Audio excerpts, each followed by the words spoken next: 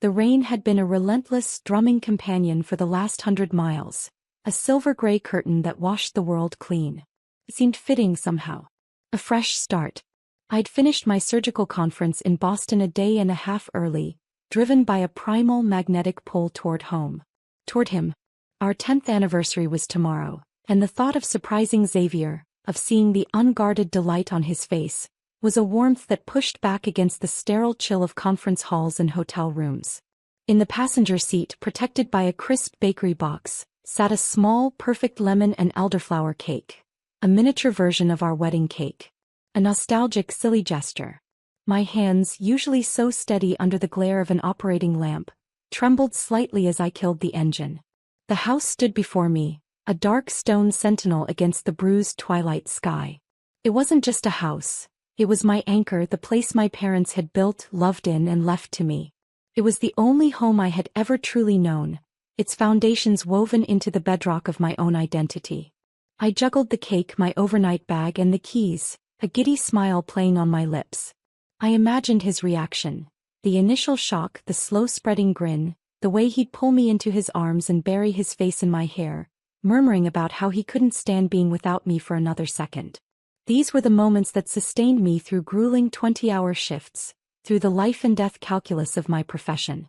The front porch light was on, casting a welcoming golden pool that shattered the raindrops into 1,000 tiny diamonds. I didn't bother with the key.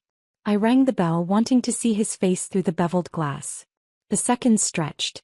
I could hear music from inside, not the soft jazz I favored, but a thrumming, bass-heavy track that seemed to vibrate through the thick oak of the door. Laughter followed, high and feminine, not a sound I recognized.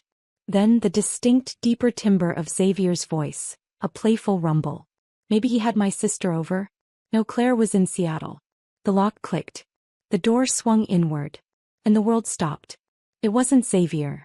It was a woman younger than me by a decade, with sharp painted-on eyebrows and a cloud of dark hair. But that wasn't what made the air rush from my lungs, leaving a vacuum where my heart should be. She was wearing my mother's vintage silk robe. The one I kept wrapped in tissue paper in the back of my closet. The one I only wore on quiet, solitary mornings when I missed her most. The pale blue silk, embroidered with silver cranes, clung to her body as if it were a cheap costume. The scent that wafted from her wasn't my subtle sandalwood perfume. It was something sweet and cloying, an invasive floral that seemed to cling to the air like smoke. She looked me up and down, a slow, insolent appraisal that took in my rain-dampened coat and the ridiculous cake box in my hands. A smirk played on her glossy lips. "Can I help you?" she asked, her voice laced with a boredom that was somehow more insulting than outright hostility. My own voice was a stranger. This is my house." The smirk widened. She leaned against the doorframe, a picture of casual ownership. "Right. You must be Evelyn. The ex-wife who won't let go." Ex-wife. The words didn't compute. They were alien, a language from a dimension I didn't inhabit. My brain, the organ I trusted above all else, the one that could diagnose a complex aneurysm from a grainy scan, stuttered to a halt. Behind her, Xavier appeared. He was wiping his hands on a dish towel, a half-smile on his face that dissolved into a mask of pure, blood-drained shock. His eyes, the warm brown eyes I had looked into as I'd said my vows, darted between me and the woman in my mother's robe. The charm, the easy confidence that was his defining characteristic, evaporated, leaving behind something weak and cornered. "Evie," he breathed, his voice a ragged whisper. "What are you doing here? You weren't supposed to be home yet." The rain drummed on the porch roof, a merciless, rhythmic ticking. The cake box suddenly felt impossibly heavy, a monument to my own foolishness. The woman, Tasha, he'd called her Tasha in a drunken, admiring story once about a new hire at his firm, let out a low, theatrical sigh. "Well," she said, turning to look at Xavier with a proprietary air, "this is awkward." He didn't look at her. He couldn't take his eyes off me. He looked like a child caught with his hand in a cookie jar, a pathetic, flimsy excuse for a man. And in that single devastating moment, the love I had nurtured for a decade didn't just die. It putrefied. I looked past them into the warm light of my home. My home filled with the ghost of my parents' laughter and the echo of my own life. And I saw it for what it had become. A stage for my humiliation. Without a word, I stepped over the threshold, past the woman wearing my history and into the ruins of my life.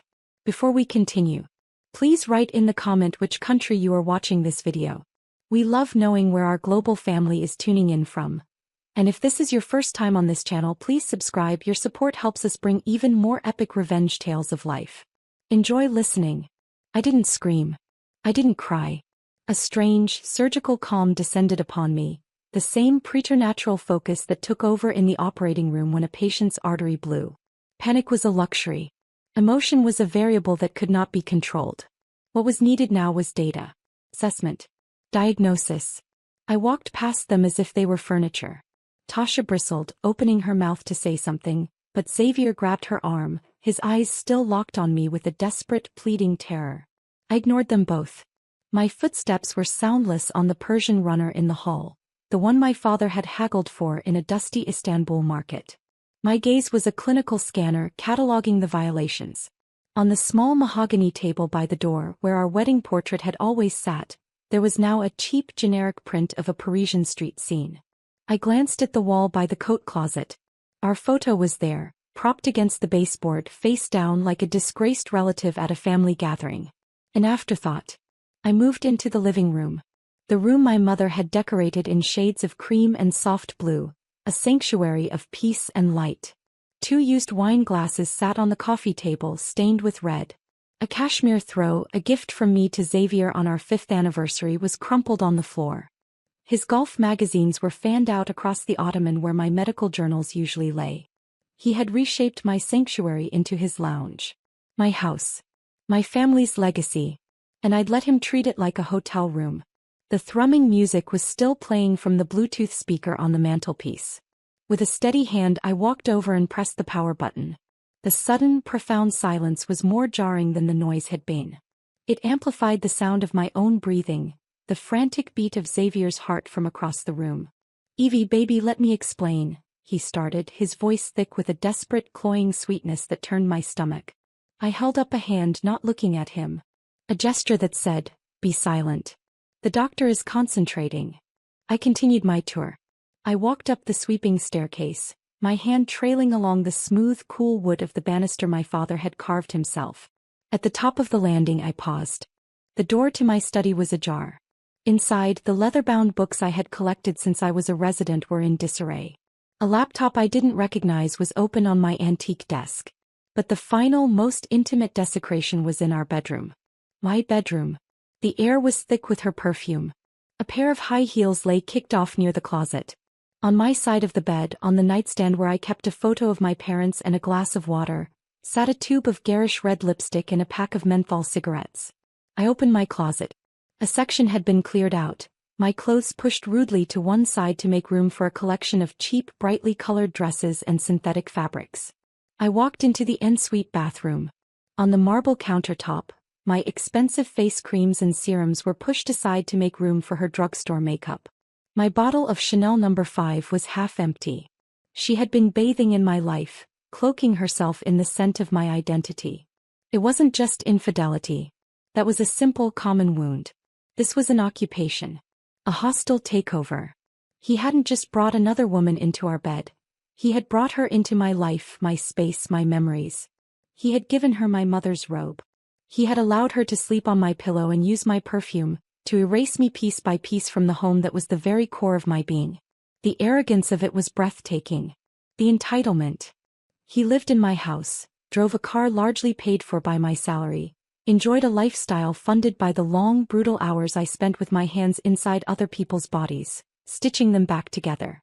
And in return he had treated my love, my trust, and my home as disposable assets. That was the diagnosis. A parasitic infection, one that had been feeding on its host for God knows how long, growing bolder and more destructive while I, the brilliant surgeon, had remained blissfully, stupidly unaware. I turned and walked back out of the bedroom.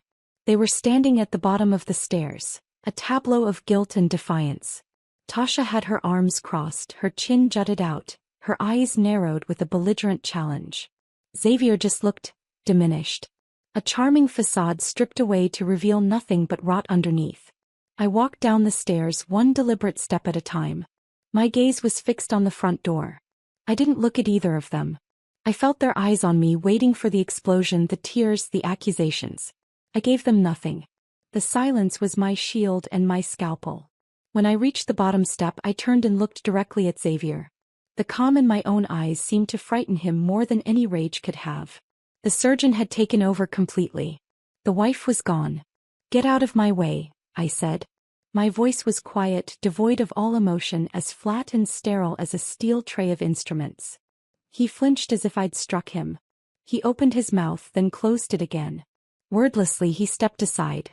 I walked to the front door, opened it, and stepped back out into the cleansing rain. I didn't take my bag. I didn't take my coat. I left the anniversary cake sitting on the porch like an offering to a dead god. I walked to my car, got in, and drove away, the image of my mother's silk robe on a stranger's body burned onto the back of my eyelids. The shaking didn't start until I was 3 blocks away. But it wasn't a tremor of grief. It was the vibration of an engine, long dormant, roaring to life. The world outside my car was a blur of weeping brake lights and shimmering asphalt. The rain hammered against the windshield, and the wipers fought a frantic, losing battle, smearing the watercolor cityscape into abstraction. Inside, there was only the sound of my own ragged breathing and the violent tremor in my hands, which I gripped to the steering wheel so tightly my knuckles were white mountains on a pale landscape. I drove without a destination, my mind a maelstrom of images. The smirk on her face, the pale blue silk of the robe, the wedding photo face down on the floor. Each image was a separate, jagged piece of shrapnel tearing through me. The shock was beginning to recede, and in its wake was a pain so vast and hollow it threatened to consume me. It was a physical sensation, an ache that started deep in my sternum and radiated outward, making my very skin feel bruised and tender. This wasn't the sharp, clean pain of a surgical incision. This was the messy, septic agony of a festering wound. For 10 years I had built my life around a man I thought I knew. I had loved him with a quiet, steady loyalty that I believed was the bedrock of our marriage. I saw now that I hadn't been standing on rock at all. I'd been standing on a trapdoor. I finally pulled into the parking garage of a nondescript hotel near the hospital, a place of transient anonymity. I checked in under my own name, my voice steady, my movements measured. The night clerk, a tired-looking young man, didn't give me a second glance. To him, I was just another late-night arrival, another person with a story he didn't need to know. The room was sterile and impersonal. 2 queen beds, a generic painting of a seascape, the faint, chemical smell of cleaning products. It was perfect. It was a space utterly devoid of memory or meaning. I sat on the edge of the bed, the stiff corporate comforter crackling under my weight, and I stared at the blank television screen. The tears I had expected, the great heaving sobs of a betrayed wife, never came. Instead, a cold, crystalline clarity began to form in the chaos of my mind, like ice forming on the surface of a turbulent lake. The pain was still there, a deep, resonant thrum, but it was no longer the only thing I felt. Something else was rising to meet it: anger. Not a hot, screaming rage, but a cold, dense and heavy fury. It was the anger of a fool who has finally seen the truth. He hadn't just cheated. He had colonized my life. He had assessed my assets, my home, my income, my stability, and leveraged them for his own pleasure and convenience. He had installed his mistress in my sanctuary, dressed her in my memories, and planned to continue living off the fruits of my labor. The sheer, breathtaking arrogance of it was what truly staggered me. He had assumed I would be gone. He had assumed I wouldn't find out. And if I did, he probably assumed I would weep and rage, and eventually, because I was the stable, responsible one, I would find a way to accommodate the new reality. He had miscalculated. He had mistaken my quiet nature for weakness, my composure for passivity. He had forgotten that these hands, which were now clenched into fists in my lap, were the same hands that could hold a life steady through a 12-hour surgery. He had forgotten that my mind, the one he had so easily dismissed, was trained to see a problem, analyze its components, and excise it with absolute precision. The tumor was in my house. The diagnosis was complete. It was time to operate. I pulled out my phone. My thumb hovered over my sister's name, my best friend's. I wanted comfort. I wanted someone to tell me I was going to be okay. But that wasn't what I needed right now. I needed an ally, not a shoulder to cry on. My finger scrolled down and stopped on a name: Lydia. My best friend since medical school who had horrified her doctor parents by pivoting to law school. She was now one of the most ruthless divorce attorneys in the state. Our friendship was a bond of iron, forged in late-night study sessions and shared grief over lost patients. She knew me better than anyone. She answered on the second ring, her voice thick with sleep. Evie? It's 2 a.m. Is everything okay? Is it a patient? No, I said, my voice as calm and even as if I were giving a pre-op consultation. It's Xavier. There was a pause and I could hear the rustle of sheets as she sat up in bed. What did he do? I didn't give her the sordid, painful details. She didn't need them yet.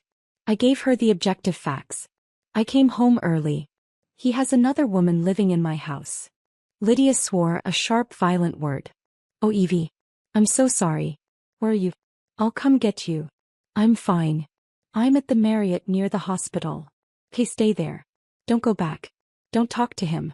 Just try to get some sleep and we'll figure this out in the morning. Don't do anything rash. She was in friend mode, her voice soft with concern. Lydia, I said, cutting through her comforting tone. I'm not calling for consolation. I'm calling for counsel. I need you to start working. Now. The shift in her voice was immediate. The friend receded and the lawyer emerged. Hey, what do you need? The house is mine. It was left to me in my parents' will solely in my name before we were married. I want it secured. I want him out. We can file an emergency petition. No, I interrupted. Not we. Me. Tomorrow morning I am changing the locks. I need you to tell me the precise legality of that. Given that it's your premarital sole and separate property, and he can establish residency elsewhere, you're on solid ground. But Evie, this is aggressive. He'll react badly. I'm counting on it, I said, the coldness in my own voice surprising me. Next. The joint accounts. There are 2. I want you to draft the paperwork to freeze them. My salary is the only thing that feeds them. I want his access cut off by 9 a.m. All of our joint credit cards are under my primary account. I want his cards deactivated. Immediately. Lydia was silent for a moment, the sound of furious typing in the background. Done. Consider it done. What else? The Mercedes he drives is leased in my name. I want the lease terminated or the vehicle reclaimed. Whatever is faster. Hey, Evie, slow down for a second. Are you sure you want to do all of this at once? Sometimes a more measured approach. I am calm, Lydia, I said softly, and the truth of the statement was absolute. The emotional storm had passed, leaving behind a terrifyingly serene sea. I am perfectly calm. I'm just debriding a wound. There was another pause. Lydia knew my language. She understood the metaphor. Debridement is the removal of dead, damaged, or infected tissue to improve the healing potential of the remaining healthy tissue. It is methodical, unflinching, and absolutely necessary. Okay, doctor, she said, her voice now a blade of pure efficiency. What's the final incision? I took a deep breath. This was the masterstroke. Xavier's job. He works for Harrison Corporation. George Harrison was a patient of mine 2 years ago. Aortic valve replacement. We've been friendly ever since. You're going to call his boss? Lydia sounded genuinely shocked. Evie, that's personal. You can't get him fired because he cheated on you. I'm not, I said. Last month when I was paying the credit card bills, I noticed some odd expenses on his corporate card. Dinners at places we never go to, weekend hotel stays listed as client entertainment. I asked him about it and he was dismissive, said it was all above board. But I've been thinking about it. Especially now. I thought of a small, seemingly insignificant detail. Maria, our housekeeper who had been with my family for 20 years, had mentioned last week, her voice carefully neutral, that she'd found receipts from a high-end jewelry store in his briefcase while tidying. Receipts that didn't match any gifts I had received. I have a legitimate concern, I continued, that he has been embezzling funds from the company. As a family friend of George Harrison, and as someone whose joint financial health could be impacted by corporate fraud, I feel I have a fiduciary and ethical duty to report my suspicions. I'd like you to be on that call with me in the morning as my legal counsel. The line was silent for a full 10 seconds. Then Lydia let out a low whistle. By God, Evie. You're not debriding a wound. You're performing an amputation. He's a cancer, Lydia, I said, looking at my reflection in the dark television screen. The woman staring back was pale and drawn, but her eyes held a light I hadn't seen in years. It wasn't happiness. It was resolve. And I am a surgeon. It's what I do. I slept for exactly 2 hours and 17 minutes. When I woke, it was still dark, but the rain had stopped. The silence in the hotel room was absolute. I rose, showered in water that was scalding hot, and dressed in a crisp blouse and dark trousers I'd packed for the conference. I looked at my reflection in the mirror. The hollows under my eyes were pronounced, but my gaze was steady. The broken woman from last night was gone. In her place was Dr. Hayes. At 7 a.m. on the dot, I made my first call. Citywide Locksmiths, how can I help you? My name is Dr. Evelyn Hayes, I said, my voice professionally brisk. I require an emergency lock replacement for my property at 24 Willow Creek Lane. All external doors. I need the most secure deadbolts you have. I can be there in 20 minutes. At 7:30 a.m., I was standing on my own porch as a burly man in a blue jumpsuit expertly dismantled the locks that had guarded my home my entire life. I did not look at the cake box, which was now a soggy, pathetic ruin on the porch steps. I did not allow myself to feel the phantom ache of betrayal. I focused only on the task at hand. While he worked, I sat in my car and made the second call. It was to the private banking division that handled my accounts. Good morning, this is Dr. Hayes.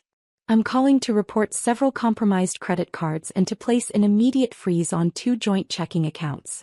I want all cards issued to Xavier Moreau on my accounts deactivated, effective immediately. The banker, accustomed to my no-nonsense tone, simply said, "Right away, doctor." A financial artery was clamped. At 8:15 a.m., with new gleaming brass locks on my doors and a set of keys that felt wonderfully, exclusively mine, I let myself into my silent house. The stale scent of her perfume hung in the air, an offensive miasma. I walked through the house and threw open every window, letting the clean, cold morning air rush in, chasing away the ghosts of the night before. I sent a concise, bullet-pointed email to Lydia. Locks changed. Accounts frozen, cards cancelled. Please initiate vehicle repossession with the leasing company. VIN is attached. Ready for the call with George Harrison when you are. Her reply came back in less than a minute. You are a terrifying force of nature. Harrison is expecting our call at 9 a.m. I'll conference you in. At 8:55 a.m. I stood in my study and looked out the window at the garden my mother had planted. The phone buzzed. It was Lydia. Ready? She asked. Ready, I replied. The line clicked and a familiar hearty voice came on. Lydia? Dr. Hayes? George Harrison here. Is everything all right? George, thank you for taking the time, I began, my voice a careful blend of concern and reluctance. I'm calling about something delicate. Lydia is on the line as my counsel because I want to make sure I'm handling this correctly. I laid it out for him not as a vengeful wife but as a concerned citizen. I spoke of my recent review of our finances, the discovery of irregularities on the corporate account Xavier managed, the large, unsubstantiated expenses at hotels and restaurants. I mentioned the receipts for luxury goods Maria had found, items I had never seen. I never once used the word affair. I never mentioned Tasha. I framed my entire discovery as a financial audit that had revealed deeply troubling signs of potential embezzlement. I felt it was my duty to bring this to your attention directly, George, I concluded. Given our friendship and the trust you've placed in both myself and, by extension, my husband. I hope to God I'm wrong, but the evidence is compelling. There was a heavy silence on the other end of the line. George was a shrewd, old-school businessman. He had built his empire from the ground up. He could smell a rat from a mile away. Evelyn, he finally said, his voice now cold and hard as iron. I appreciate your integrity. And your discretion. I am looking at his preliminary expense report for this quarter right now, and several of the items you've mentioned are aligning with what I see here. I will be launching an immediate and thorough internal audit. You can be assured that we will handle this decisively. I knew what that meant. In the corporate world, decisively was a euphemism for a swift, brutal, and silent execution. Xavier wouldn't be fired for infidelity. He would be terminated for gross financial misconduct. There would be no severance, no glowing recommendations. He would be lucky to escape without criminal charges. Thank you, George, I said quietly. I'm sorry to have been the bearer of this news. No, Evelyn, he said, a note of genuine sympathy in his voice. I'm the one who is sorry. We disconnected. I stood there for a long moment, the phone still in my hand. It was done. In the space of 3 hours, I had dismantled the entire infrastructure of the life he had built on my foundation. I had taken back my house, my money, my car, and I had surgically removed him from his career. There was no sense of triumph. No fist-pumping victory. There was only a quiet, profound sense of order being restored. The infection had been excised. The patient, my life, was now on the table, weak and ravaged, but finally clean. I made one last call, this time to my cousin Clara. Can you come over? I asked, my voice finally cracking with the first hint of exhaustion. I need some help changing the sheets. By late afternoon, the house was beginning to feel like mine again. Clara, a whirlwind of quiet efficiency and unspoken solidarity, had helped me strip every bed, bag up every sheet, towel, and piece of linen that might have been touched by them. We washed the laundry on the highest temperature setting, a symbolic cleansing by fire and water. She helped me pack 2 large cardboard boxes with Tasha's cheap clothes, makeup, and shoes. We worked in a comfortable silence, punctuated only by Clara's occasional, "What a pig," which was more comforting than 1,000 words of sympathy. I had just placed the boxes on the front porch, next to the ruined cake, like a final, pathetic dowry, when Xavier's Mercedes pulled into the driveway. It moved too fast, braking sharply, the tires squealing in protest. Clara put a steadying hand on my arm. You want me to stay? Yes, I said. But please don't say a word. Just be here. Xavier stormed out of the car, Tasha trailing behind him, her face a mask of furious indignation. He strode up the walkway, fumbling with his keys, his movements jerky and angry. He jammed the key into the new lock. It didn't fit. He tried again, jiggling it with increasing force, a frustrated, guttural sound rising in his throat. What the hell? He muttered, finally looking up at the door as if seeing it for the first time. That's when I opened it. I stood in the doorway, my posture straight, my hands clasped loosely in front of me. Clara stood just behind me, a silent, unmovable presence. Xavier's face cycled through a series of emotions. Confusion, anger, and then a dawning, sickening understanding. His eyes flickered from my calm face to the new, gleaming lock. Evie? What is this? I can't get in. Did you change the locks? He demanded, his voice laced with an incredulity that was almost comical. Yes, I said, my tone level. You can't do that. This is my home, he blustered. Tasha pushed past him, her face contorted in a sneer. You can't just throw us out, you crazy bastard. We live here. No, I said, my gaze fixed on her. I live here. This is my house. You are a guest who has overstayed her welcome. And you, I said, turning my eyes to Xavier, are a tenant whose lease has been terminated. I held up a folder Lydia had messengered over that morning. It contained a copy of the deed to the house, solely in my name, and a formally drafted notice of trespassing. This property belongs to me and only to me, I said, my voice resonating with a calm authority that seemed to suck the air out of the porch. You are trespassing. Your belongings, I gestured to the cardboard boxes, are here. I suggest you take them and leave. Xavier stared at me, his mouth agape. The charming, confident man I had married was completely gone, replaced by a sputtering, impotent shell. It was in this moment that he finally seemed to understand. He wasn't just in trouble. He was erased. "Pie car," he stammered, his eyes darting to the Mercedes. "My cards. They're not working. My credit card was declined at lunch. What did you do?" "I have secured my assets," I said simply. "The car you are driving is leased in my name. A representative from the leasing company will be here within the hour to repossess it. The bank accounts you have been drawing from are funded exclusively by my income. They are now frozen. The credit cards you have been using are supplemental to my primary account. They are now deactivated." Each sentence was a perfectly placed nail in the coffin of his life. I watched the blood drain from his face as the full scope of his predicament crashed down on him. The comfortable lifestyle, the easy money, the status. It wasn't his. It had all been mine, a loan he had mistaken for a gift. He had mocked the foundation while living in the penthouse, never realizing that I could revoke the elevator access at any time.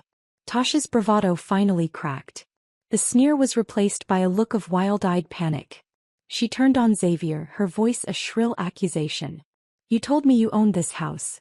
You told me you were a partner at the firm." Xavier ignored her, his eyes locked on me, a desperate, pathetic plea beginning to form. "Evie, please. We can talk about this. Don't do this. You're destroying my life." "No," I said, the final word on the matter. "You did that yourself. I am simply cleaning up the mess." I stepped back and began to close the door. "You have 10 minutes to load your things into a taxi I suppose, and vacate my property. If you are still here in 10 minutes, I will call the police and have you removed for trespassing." I closed the door on their shocked faces, the solid, satisfying click of the new deadbolt sliding into place sounding like the final note of a symphony. Through the beveled glass I watched them. Tasha began screaming at Xavier, a torrent of abuse and accusations. He just stood there, looking at the door to the life he had so carelessly thrown away, a man who had just realized far too late that the woman he thought was his safety net was actually the one holding the scissors. The months that followed were characterized by a profound and cleansing silence. The legal proceedings were swift and brutal. Lydia handled everything, insulating me from the messy fallout. Xavier, stripped of his resources and facing a corporate fraud investigation, didn't have the means or the will to fight. He was a king deposed, left with nothing but the clothes on his back and the consequences of his own arrogance. Lydia gave me periodic updates, delivered in her typical clinical fashion. The internal audit at Harrison Corp found extensive fraud, she told me over coffee one Saturday morning 3 months later. He was falsifying expense reports to the tune of nearly $100,000 over 2 years. Harrison is pressing charges. Xavier's facing jail time. I processed the information, feeling a distant, detached sort of pity. Not for him but for the man I once thought he was. "And the mistress?" I asked, the word tasting like ash in my mouth. "Tasha." Lydia snorted. "She called my office 3 times demanding her things. I told her to send a notarized list and that any items not belonging to you would be left with building security for her to pick up." Apparently, she discovered Xavier wasn't the wealthy partner he'd claimed to be. "Last I heard, she moved back in with her parents in Ohio. She left him the day after you kicked them out." "Of course she did. Theirs wasn't a romance. It was a transaction. And his currency had been revealed as counterfeit. I set about reclaiming my home not just legally but spiritually. I hired painters and had the entire interior redone in warm, calming shades of gray and green. I sold the bed we had shared and bought a new one, a beautiful 4-poster frame that felt entirely my own. I rearranged the furniture, packed away every gift he had ever given me, and donated his expensive, useless clutter to charity. Maria, my housekeeper, moved through the house with a lighter step, a quiet smile always on her face. One day, as I was arranging new books on my study shelves, she came in with a glass of iced tea. "The house feels happy again, Doctora," she said softly. "It can breathe now." I knew exactly what she meant. I could breathe now too. I filled the silence not with noise but with life. I re-enrolled in the pottery class I'd abandoned because Xavier found it messy. I started painting again, setting up my old easel by the large window in the living room that caught the morning light. I hosted dinners for my friends, filling the rooms with genuine laughter and intelligent conversation. The house, which had been a stage for betrayal, transformed back into a sanctuary, a home. My home. One evening about 6 months after that rainy night, my phone rang. I didn't recognize the number but I answered anyway. "Evie." The voice was thin, reedy, stripped of all its former confidence. It was Xavier. I stood by the window, looking out at the twilight settling over my garden. I didn't say a word. "Evie, please don't hang up," he begged, his voice cracking. I'm so sorry.